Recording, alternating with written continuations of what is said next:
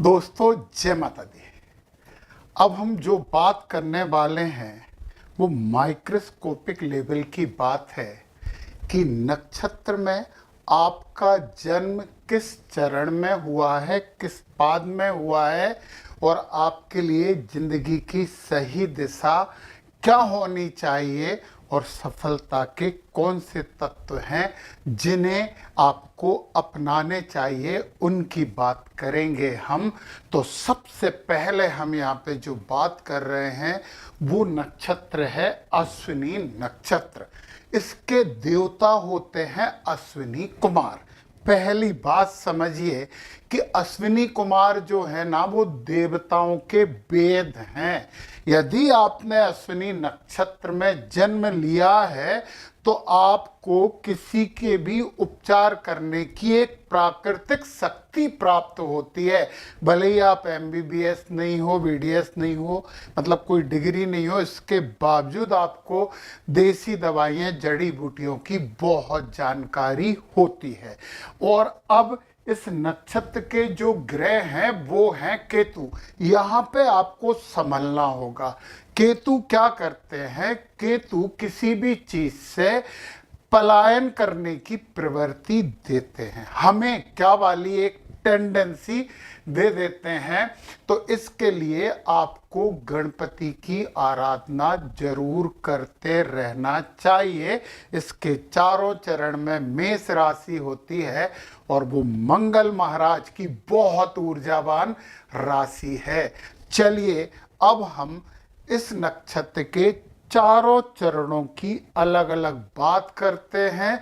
हम कार्य की दिशा पता करते हैं और सफलता की भी दिशा प्राप्त करते हैं। चलिए सबसे पहला चरण है जिसमें राशि तो मेष है। राशि में से तो स्वामी हो गए मंगल, समझिए ये बात, मंगल स्वामी हो गए राशि के। फिर नवान स्वामी मतलब पहले चरण के जो नवान स्वामी होते हैं वो भी मंगल हो गए। और नक्षत्र के देवता क्या हो गए? केतु हो गए, नक्षत्र के ग्रह। तो आपके पास मंगल, मंगल और केतु।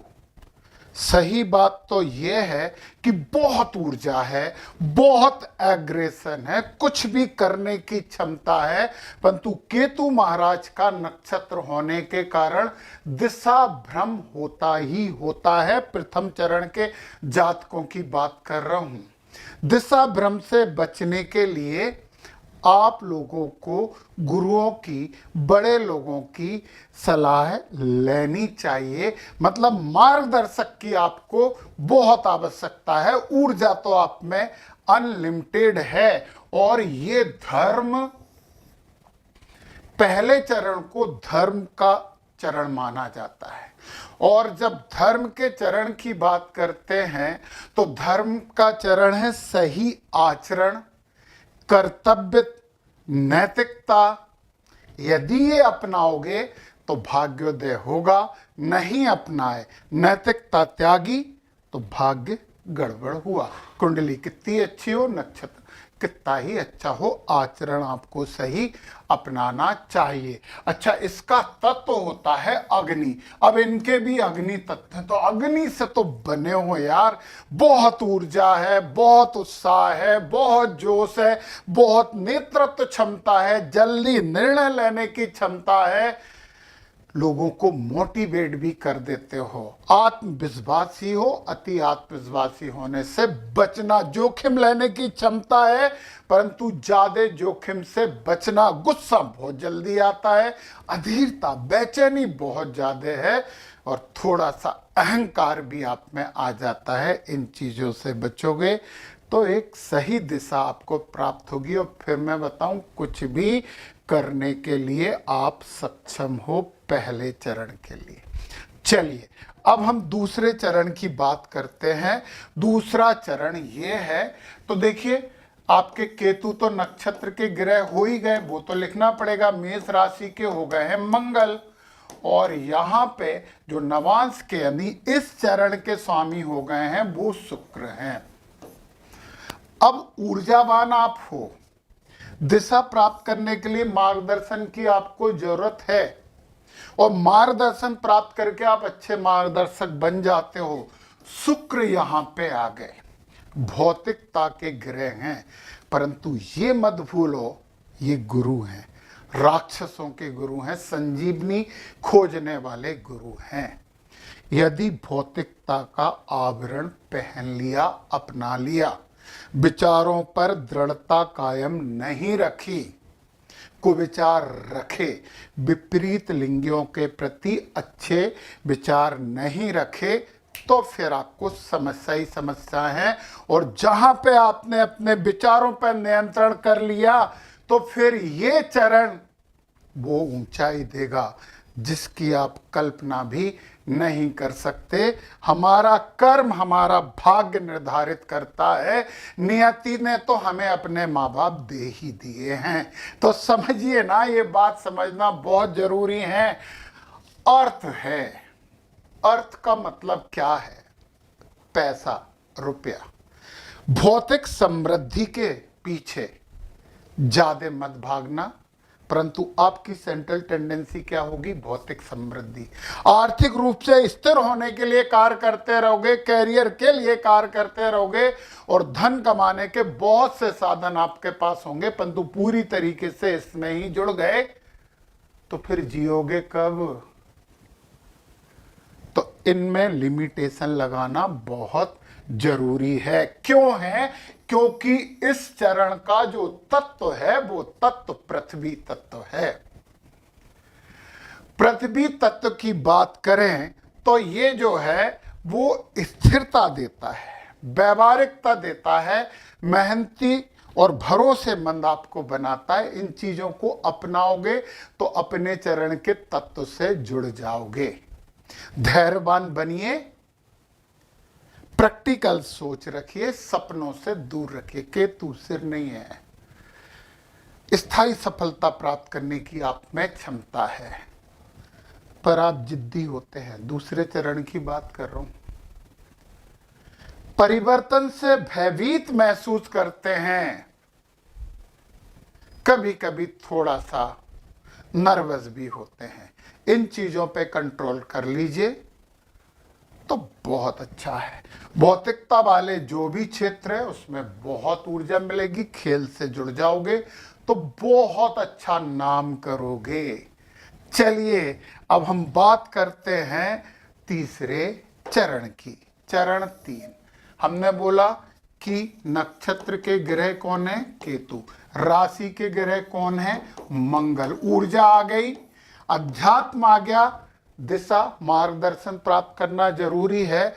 और स्वामी हो गए, इस पाद के स्वामी हो गए बुध।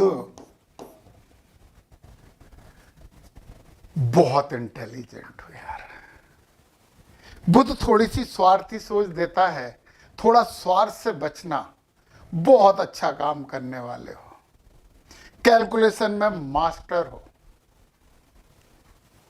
बैंकिंग क्षेत्र भी अच्छे हैं, बुद्धिमान हो, ऊर्जावान हो, आध्यात्मिक हो, दिशा के लिए मार्गदर्शन लेना है।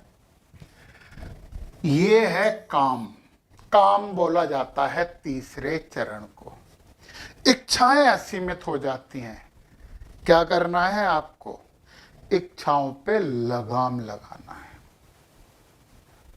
सुख सुविधाओं को बहुत पसंद करते हो, करिए, परंतु मानसिक शांति की कीमत पर नहीं। प्रेम करिए, प्यार करिए, परंतु वासना वाले सोच से बचिए। तो देखिए आनंद ही आनंद है। और एक और बात बता दें, मंगल जो है ना वो ऊर्जा तत्व होता है। खूब एक्सरसाइज करिए, खूब मेहनत करिए। बुध महाराज जो होता है, हरी सब्जियां आपको ज्यादा खाना चाहिए। गणपति जी की आराधना से बुध और केतु दोनों ठीक होते हैं। हरी चीजों का दान भी आप कर सकते हो। और तत्व है ये वायु, और वायु तत्व मतलब बुद्धिमान तो हो, कम्युनिकेशन स्किल तो आप में है, बुध का प्रभाव भी तो है, सोचने समझने की क्षमता है, नए आइडियाज आपको बहुत आते हैं। परंतु फिर वही बात, उन आइडियाज में यदि किसी ज्ञानी व्यक्ति का मार्गदर्शन ले लो तो ये से तड़का लगना बोलेंगे, बहुत अच्छा काम हो जाएगा। तो बुद्धिमान हो, सोशल भी हो, फ्रेंडली हो, जल्दी सीख लेते हो। मन पे कंट्रोल करना पड़ेगा, मन अस्थिर होता है, भटकता रहता है, तो मन पे तो कंट्रोल करना पड़ेगा। और निर्णय क्षमता, मैं बार बार बोल रहा हूं, निर्णय सलाह से लीजिए। मंगल वाले इतने ऊर्जावान हो आप, तो थोड़ी सी सलाह लीजिए। एक बात मैंने बोली है कि बुनियादी तौर पे तो आप चिकित्सक होते हो, आप बैंक में भी काम कर रहे हो तो भी लोगों को बता दोगे भैया ये वाली चीज ले लेना तो आपको फायदा हो जाएगा, ऐसे हो आप, पता है। तो वायु तत्व की भी बात कर ली और अब हम बात करते हैं चौथे चरण की। केतु आपके कौन हो गए? केतु तो आपके नक्षत्र स्वामी हो गए। राशि स्वामी कौन है? मंगल। तो मंगल की ऊर्जा आपको मिल ही रही है। और नवमान स्वामी हो गए चंद्रमा। चंद्रमा यहाँ पे आपको अति संवेदनशील बनाने का काम करेंगे, पर आप मत बनना। अब आप बोलोगे क्यों नहीं बनना? चंद्रमा के अति संवेदनशीलता से बचने के लिए ध्यान करिए, योग करिए, शंकर भगवान की आराधना करिए, चांदी के गिलास में पानी रख के पिए, भावावेश में आके निर्णय मत लीजिए। जहां पर मन भटका वहां थोड़ी देर के लिए मौन हो जाइए, क्योंकि चंद्रमा उतार चढ़ाव वाले ग्रह हैं। तो थोड़ा सा इमोशनलिटी पे आपको काम करना पड़ेगा, शंकर भगवान को मनाना पड़ेगा। तो गणेश जी को भी मनाना है, मंगल महाराज हैं, तो शंकर भगवान की तो एक रुद्र हनुमान जी भी हैं, तो शंकर भगवान को मनाओगे, हनुमान जी भी प्रसन्न हो जाएंगे, गणपति जी भी प्रसन्न हो जाएंगे। शिव आराधना, शिव आराधना, शिव आराधना। अब ये जो है इसे मोक्ष माना जाता है, चौथे चरण को मोक्ष माना जाता है। ये अध्यात्म का चरण है, ये मुक्ति का चरण है, ये विरक्ति का चरण है, ये एकांत का चरण है, ये स्वतंत्रता का चरण है।